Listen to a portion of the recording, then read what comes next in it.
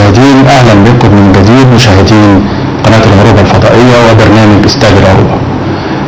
في البداية لازم نرحب بكابتن مصر ونادي الزمالك والأهلي كابتن محمد عبد الجليل جلجل ونقول له نورتنا النهارده.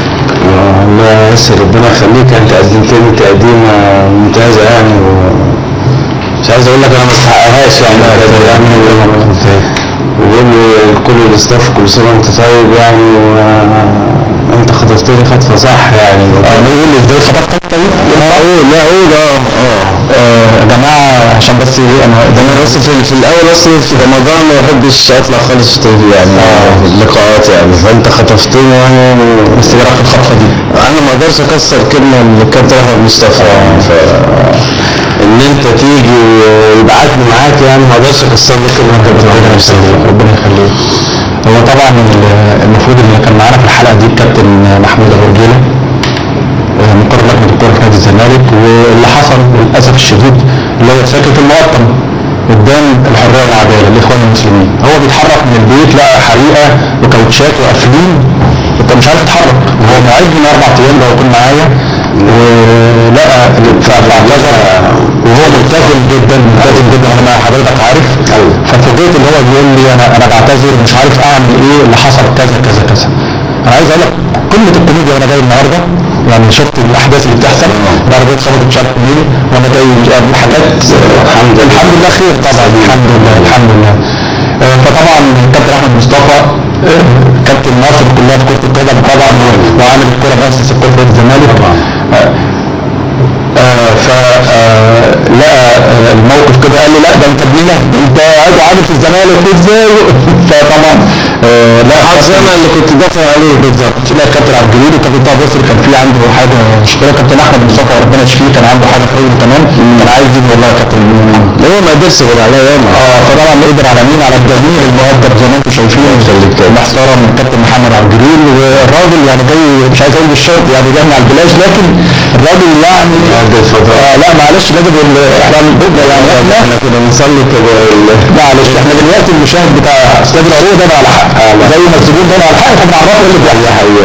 طبعا فمشكورا الكابتن عبد الجليل جه النهارده، وحلقه انا متفائل ان هي تبقى قويه جدا رغم الاحداث الكوميديه اللي حصلت النهارده.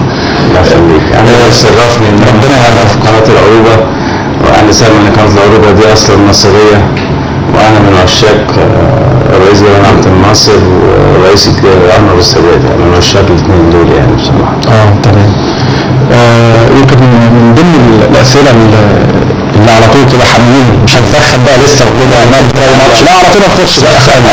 وعلى فكره في تقول الكابتن محمد عبد الجليل ده مدرب مصر المقاصه، على فكره مدرب نادي مصر المقاصه، احد الفرق المحترمه في الدوري الممتاز اللي فرقه ما نزلتش. يعني دي بقى حاجه جميله جدا، اللي تلاقي فريق بيطلع وما بينزلش، فدي مصر المقاصه.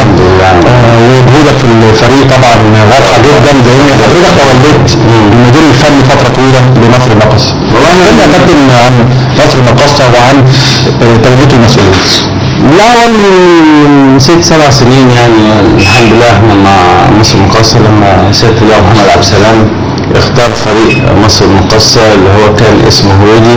ايوه هويدي ورعاه هويدي ده مدير الكوره موجود موجود طبعا. انا ووليد وحاتم طبعا احنا والاداريين رجب واسمه ايه ده خالد ومحمد معوض، الناس دي كلها نعتبر احنا يعني من زمان في النادي. فربنا كرمنا صعدنا بعد سنتين دوري موجود من الاولى تمام، وصعدنا الحمد لله. وسيادة اللواء كان عنده بعد النظر ان هو ده الكابتن طارق يحيى في اول سنه في الدوري الممتاز، ومش عايز اقول لك عملنا نتائج مشرفه جدا وخدنا المركز الخامس. كنا يعني عايزين بونت واحد ونلعب بطولة افريقيا. ايوه كان الاهلي تعادل 2-2 معانا، فكنا محتاجين نكسب عشان نلعب بطولة، بس كان طبعا نتائج مشرفة الحمد لله. وعملنا السنة اللي بعديها جت الاحداث الثورة والكرة وقفت وكده، فالكابتن طارق مشي وراح السعودية وسافر وكده، فالسيادة اللواء مسكني انا المدير الفني.